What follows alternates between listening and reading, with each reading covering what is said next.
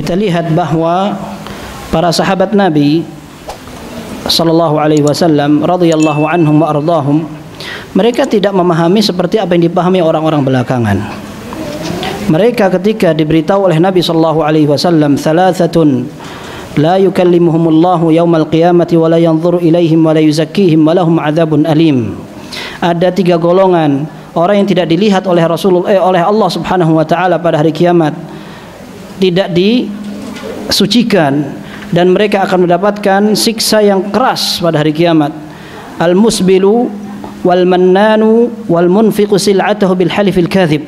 Orang yang isbal, orang yang memberi kemudian menagih-nagih, kemudian orang yang menjual barang-barangnya dengan sumpah yang palsu. Ketika 3 hal ini disebutkan oleh Rasul sallallahu alaihi wasallam dalam redaksi yang sama, coba antum bayangkan dengan ancaman yang sama. Nanti hari kiamat tidak akan dilihat oleh Allah, tidak akan disucikan, tidak akan diajak bicara, mereka akan mendapatkan siksa.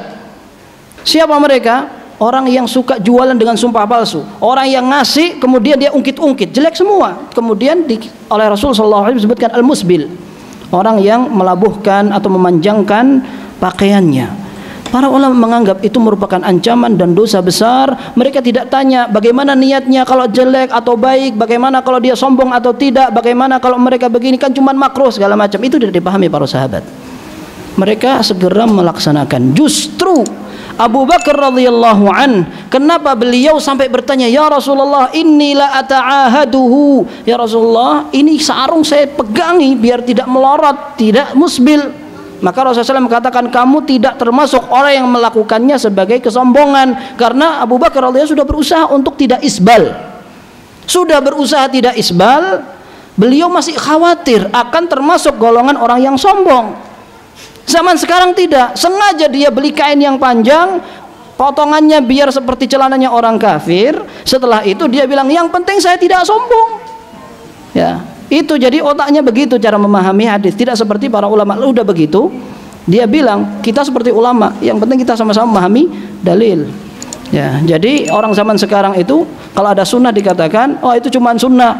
Kalau ada larangan, oh itu cuma makruh, kayak gitu. Ya, beda sekali kan dengan para sahabat. Nah, maka orang yang ingin selamat, dilihat saja bagaimana kita meneladani orang-orang yang cinta kepada Nabi sallallahu alaihi wasallam.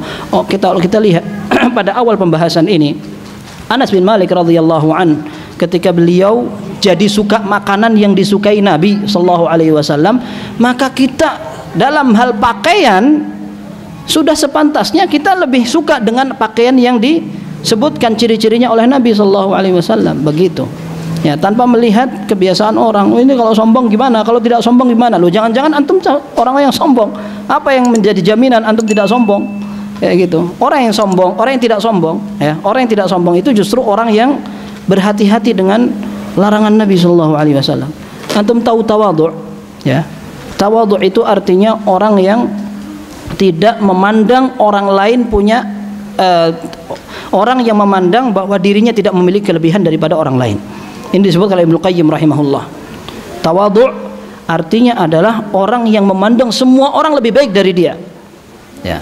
Khafdu janahi dzulli war rahmati lil khalqi hatta la yara lahu ala ahadin fadlan. Nah, orang yang memandang, orang yang berusaha untuk merendahkan diri dengan kasih sayang kepada sesama kaum muslimin sehingga dia tidak memiliki jasa dan kelebihan di depan orang, itu namanya tawadhu'. Ya, sombong ini orang yang lebih berhati-hati, harus orang yang tidak sombong, orang yang hati-hati. Ya, ketika dia mendengarkan sebuah larangan dari Nabi sallallahu alaihi wasallam, maka dia hati-hati. Jangan hanya sekedar, oh ini kayaknya larangannya tidak berkaitan dengan saya. Nah, oh itu maksudnya isbal itu di sarung saja.